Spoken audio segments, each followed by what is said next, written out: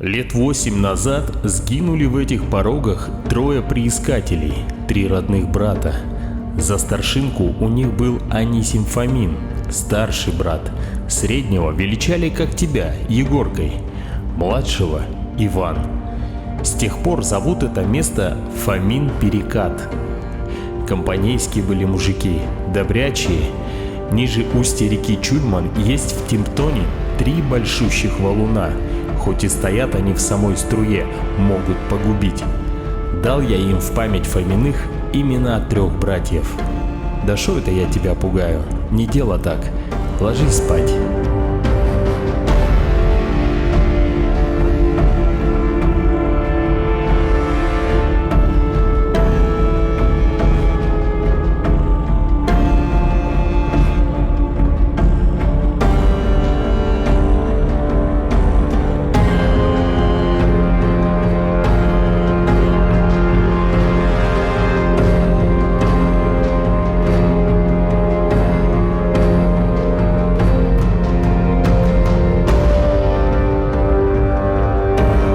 Всем привет, друзья! Посмотрите, какая красота! Практически зима, и нам пришла спонтанная идея съездить на рыбалку в Южную Якутию, что мы сейчас, собственно говоря, и делаем. Давайте посмотрим, что из этого получится в этом сюжете.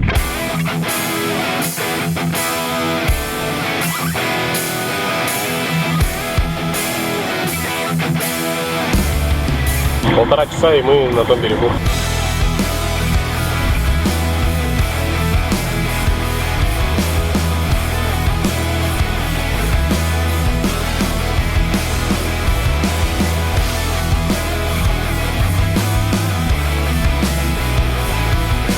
Идет процесс смешивания масел и бензина.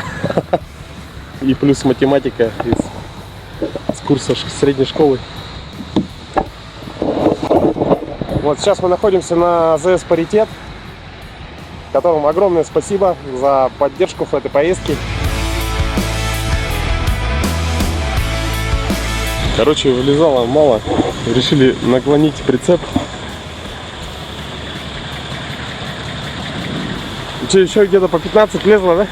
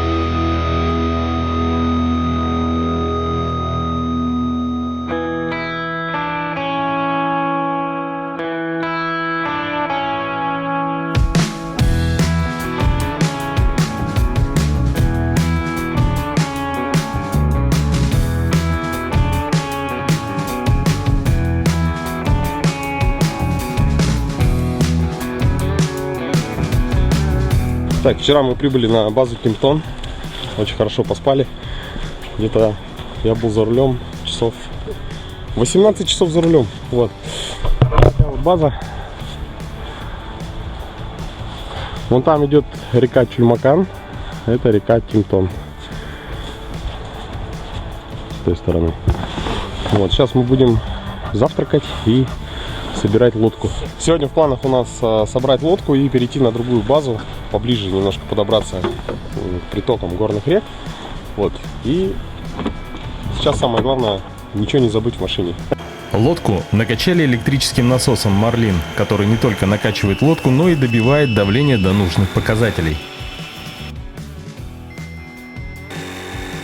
На лодке установлен подъемный транец, который позволяет использовать как винт, так и водометную насадку.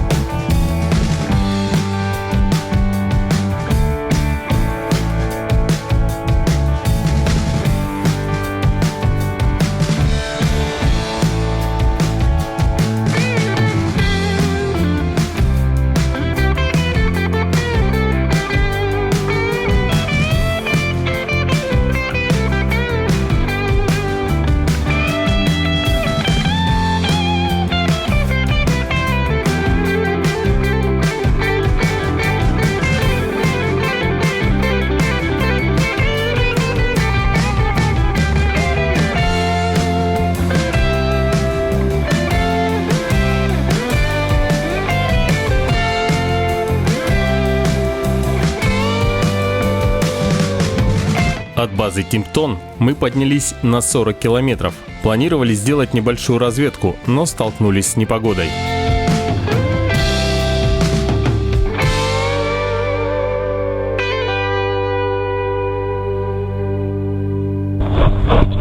Пошел дождик.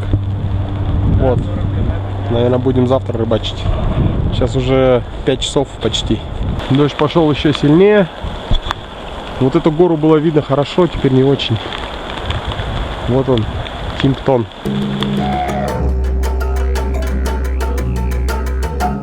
Путь назад в дождь до промежуточной базы, а это около 20 километров, оказался непростым.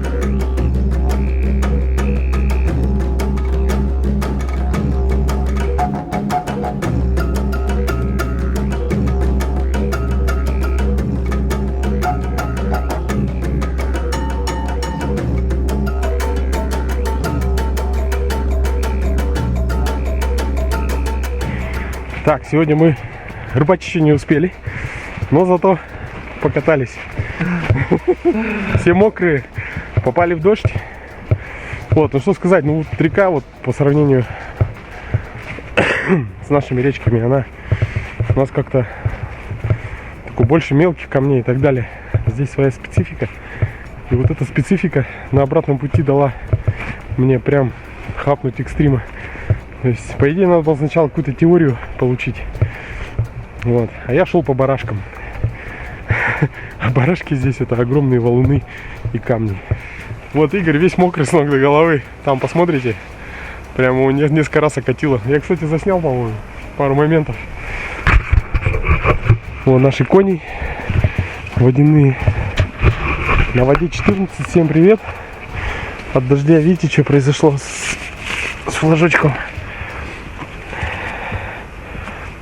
Вот так, вот здесь мы переночевали на второй день. Вот. Так как я храпел всю ночь, Валера прокачал свой скилл. До 5 утра играл в эту игру. Только потом уснул. Вот. Печка наша. Вещи вчера очень сильно намокли. Они все находятся здесь. Все просушилось. А вообще это такой вот дом, вагончик на очередной базе. Вот он находится на берегу реки Тимптон. Вон там наши лодки стоят.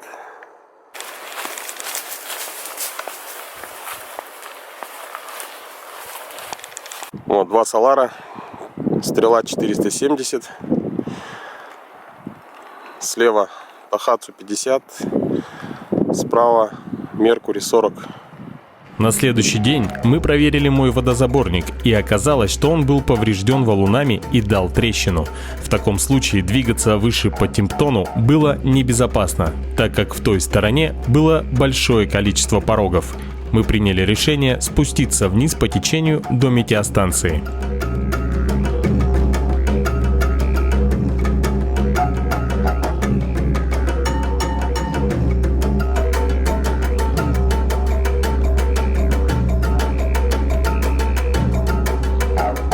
По пути мы покидали спиннинги, но безрезультатно, ничего не поймали.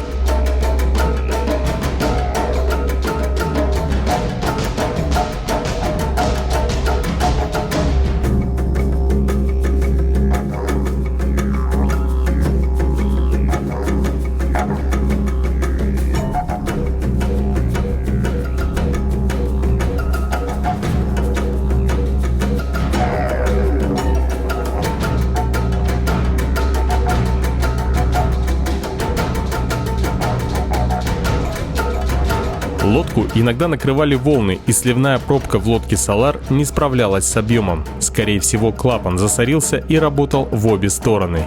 Поэтому нам пришлось закрыть пробку, и пару раз мы останавливались, чтобы вычерпать воду из лодки.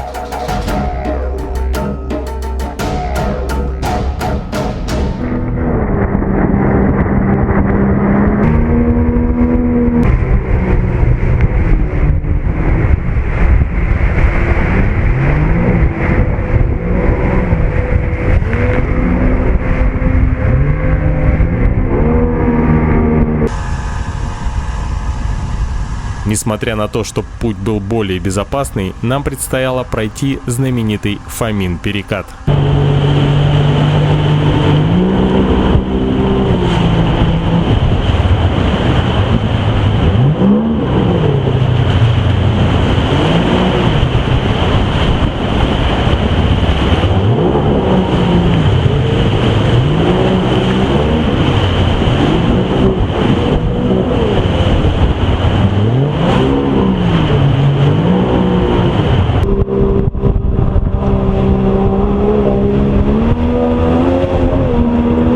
Тимтон. Река в Якутии, правый приток Алдана. Название переводится с якутского как «мерзлая котловина».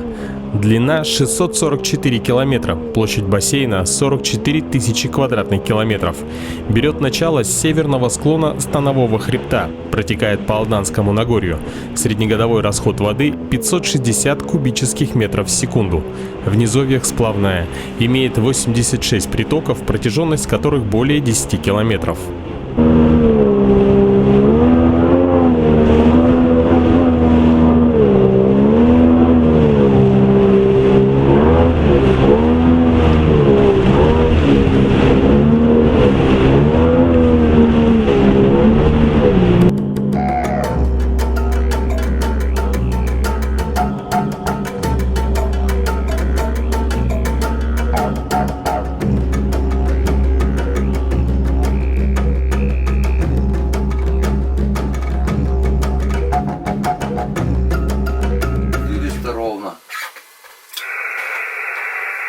Как записали? Принято. Не уходите, останьтесь до диаграммы. Строго доступных гидрологических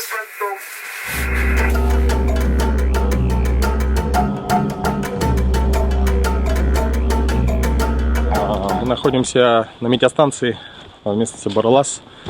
Здесь, по крайней мере, сегодня ночью очень громко лаяли собаки, где-то рядом ходят медведи. Вот такие тут места. И говорят, что в той стороне есть медведь, один ходит. С той стороны тоже медведь приходит. Вот, и беспокоит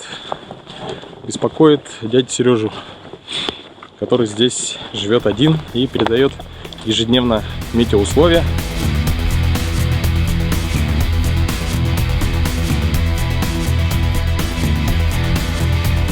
После 2 дней переездов мы наконец приступили к рыбалке, как ночной, так и дневной. Надо сказать, что ночью не было клёва, как и днем, рыба появлялась ближе к вечеру. Больше всего было поймано на серебристые вертушки типа Blue Fox 3 и 5.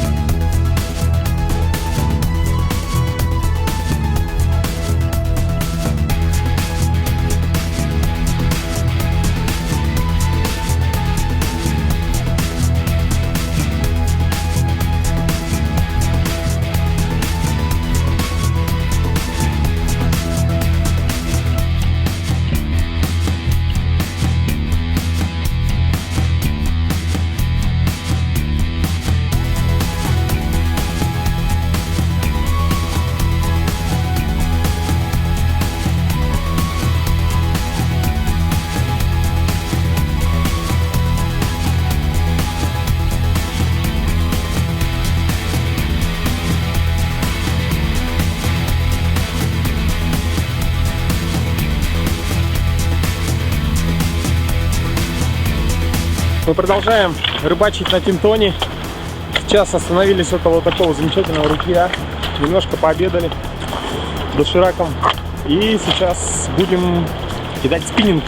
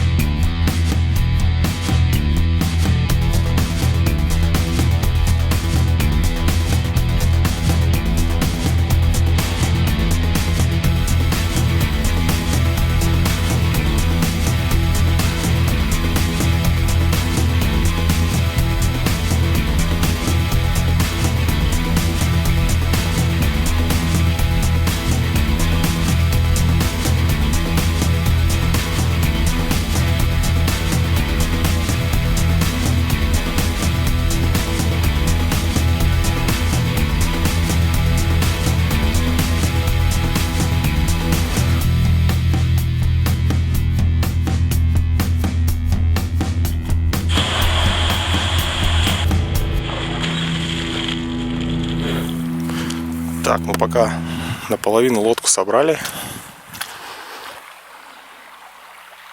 Сегодня пятница.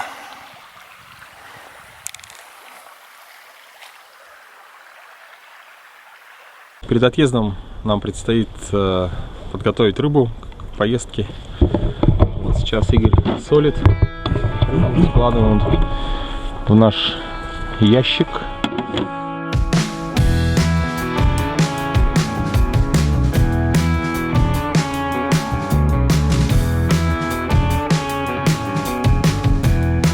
Так как нам предстоял неблизкий путь до дома, нам нужно было засолить рыбу для транспортировки. Для того, чтобы рыба не была пересоленной и в то же время хорошо сохранилась в пути, разрезаем рыбу по хребту, удаляем внутренности и жабры, промываем и солим крупной солью. Если использовать мелкую соль, то есть вероятность того, что рыба станет слишком мягкой.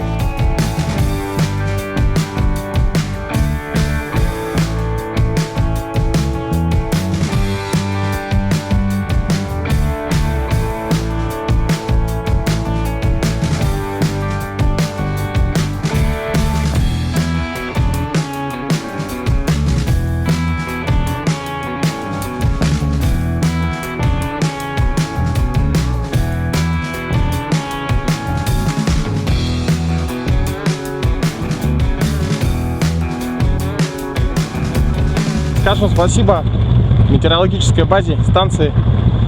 Мы двигаемся по направлению к первому лагерю.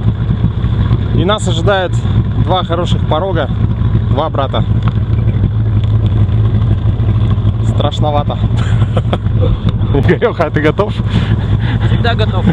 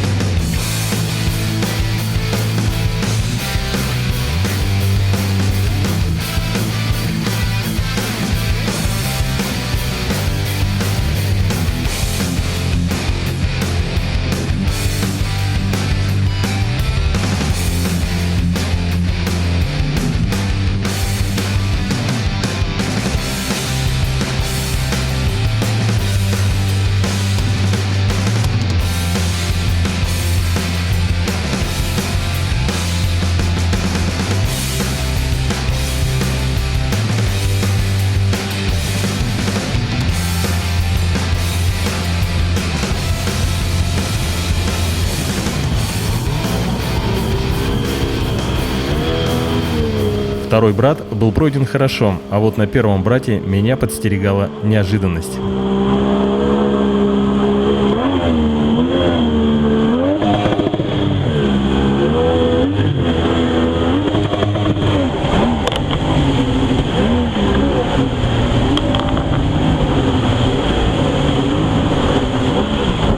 Как оказалось, при прохождении порога от удара об валун соскочила передача на нейтралку.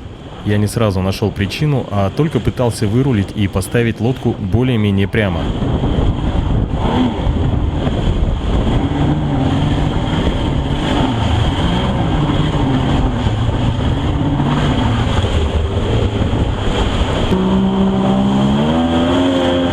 Вторая попытка взять перекат была успешная.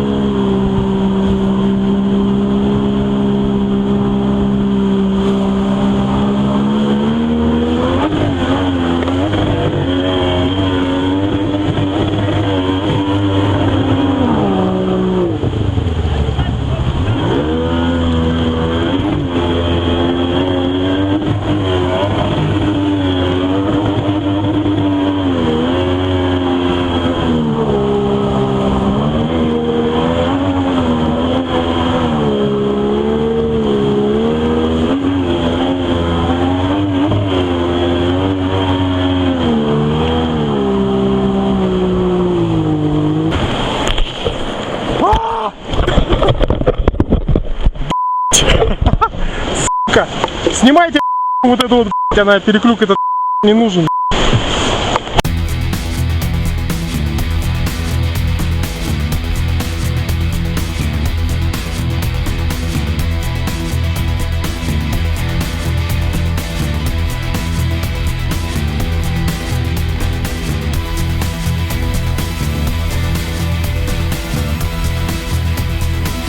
Перед транспортировкой выгоняем остатки бензина из мотора, предварительно отключив топливопровод. Также хотелось бы узнать ваше мнение по поводу привязывания мотора к лодке. Я делаю это по совету друга, который потерял сороковку, когда у него на ходу открутились барашки. Волны на перекатах Тимтона достаточно высокие, поэтому использование носового тента просто необходимо, как и наличие фальшбортов. Как видите, Solar 470 с фальшбортами помещается в багажник патруля. Ну а мы свернули свою лодку в прицеп, загрузили весь бутер и направились в обратный путь до дома. Таким образом, наша недельная поездка подошла к концу, и это были незабываемые дни, проведенные в Южной Якутии. Могучая горная река Тимтон, вызывающая уважение своими грозными перекатами и неповторимыми пейзажами, говорила нам «до свидания». А мы, в свою очередь, пообещали еще не раз вернуться, чтобы познакомиться еще ближе. Хотелось бы выразить благодарность сети АЗС «Паритет» за оказанную топливную поддержку в поездке, а также Валерию Бадоеву за знакомство с Южной Якутией. Подписывайтесь на наш канал, ставьте лайки и не забывайте по возможности активно отдыхать и получать новые яркие впечатления.